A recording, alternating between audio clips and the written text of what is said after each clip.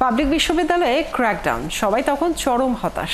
এরকম মুহূর্তেই হাসিনা বিরোধী আন্দোলনের মোড় ঘুরিয়ে দেয় বেসরকারি বিশ্ববিদ্যালয়ের শিক্ষার্থীরা।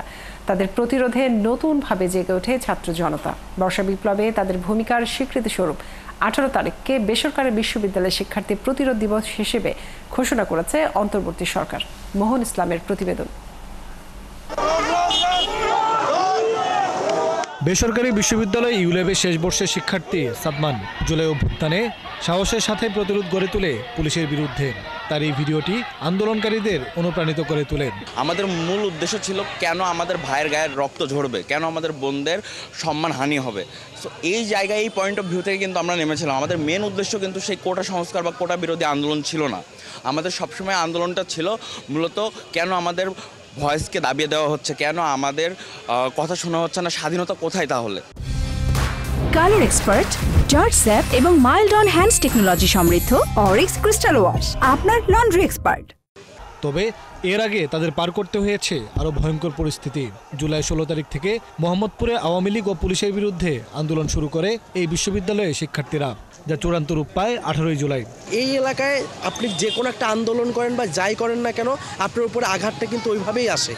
আসিফ কাউন্সিলর থেকে শুরু করে নানকের যে পিএ বিপ্লব, তারপরে হচ্ছে আপনার রাজীব। মিনিটের মধ্যে আমি আমার ফার্স্ট এইডও নিতে পারি না। আমি পুরো শরীর রক্তাক্ত। আমি জামাটা হচ্ছে জাস্ট খুলে পানি টানি দিয়ে আসা পরপরই আমাদেরকে এই পিছে খাল আছে একটা, এই খাল দিয়ে হচ্ছিল যে বের হয়ে যেতে বাধ্য করে। সেদিন যখন মোহাম্মদপুরে আওয়ামী সন্ত্রাসী ও পুলিশের বিরুদ্ধে তারা লড়ছিল, তখন রামপুরায় ব্র্যাক বিশ্ববিদ্যালয়ের উপর হামলা করে পুলিশ ও আওয়ামী সন্ত্রাসীরা। এতে মারা যায় বিশ্ববিদ্যালয়ের একজন শিক্ষার্থী, যা আন্দোলনকে আরও বেগবান করে। পরে আমি দেখি বাংলাদেশের পতাকা মোড়ানো একটা স্ট্রেচার একটা বডি নিয়ে আসা হচ্ছে।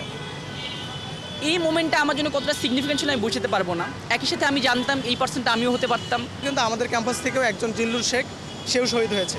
তো তার লাশ যখন বাংলাদেশের পতাকা মোড়ায় এখান থেকে বের হয়, তো এই চিত্র যখন সকলেই দেখে, সকলের মধ্যেই একটা দেশত্ববোধ, যে দেশপ্রেম যে বিষয়টা রয়েছে, সেটা অনেকাংশে জাগ্রত হয়। শুধু রামপুরা মোহাম্মদপুর নয়, উত্তরা, প্রগতি সরণি, মিরপুর, যাত্রাবাড়ি, পুরো ঢাকায় এদিন প্রতিরোধের দুর্গ গড়ে তোলে বেসরকারি শিক্ষার্থীরা।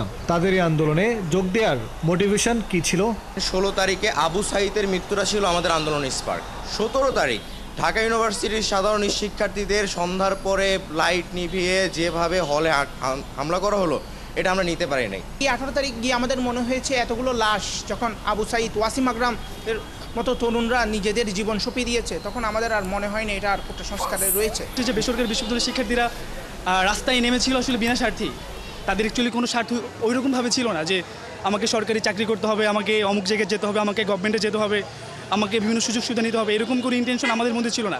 বেসিক্যালি আমরা নেমেছিলাম আমাদের যে বিদ্যমান সংস্কৃতি ছিল, বিদ্যমান যে কালচার ছিল, সেটার এগেনস্টে। 18 জুলাইয়ের পর আর পিছে ফিরে তাকায়নি শিক্ষার্থীরা। পুরো আন্দোলনে তাদের ভূমিকার স্বীকৃতি দিতে অন্তর্বর্তী সরকার 18 তারিখ জুলাই বেসরকারি শিক্ষার্থী প্রতিরোধ দিবস হিসাবে ঘোষণা করেছে। 18 তারিখের তাৎপর্য সামনের প্রত্যেকটা ডেমোক্রেটিক আন্দোলন বলেন কিংবা বিভিন্ন ধরনের আন্দোলন যেগুলো হবে, যাই হোক, মানে প্রাইভেট স্টুডেন্টরা আর কি বুঝাই দিছে যে না, আমরাও পারি। আমরা যেই কজের জন্য আমরা আসলে প্রতিবাদটা করেছিলাম, সেটা যদি আসলে বাস্তব রূপে সফলতা পায়। বর্ষা বিপ্লবে যোগ দেওয়া শিক্ষার্থীরা মনে করেন, তারা যে স্বপ্ন নিয়ে আন্দোলনে যোগ দেয় তার বেশিরভাগই পূরণ হয়নি। আন্দোলনের 1 বছরে আমরা যে বিচারের অবস্থা দেখতে পাচ্ছি, আমার আসলে বলতে লজ্জা লাগে।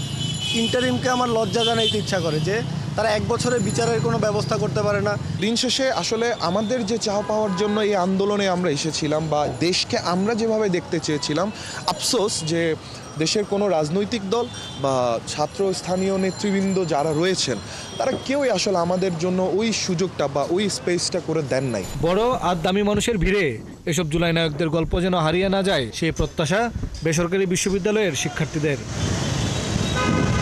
মোহন ইসলাম, 71, ঢাকা।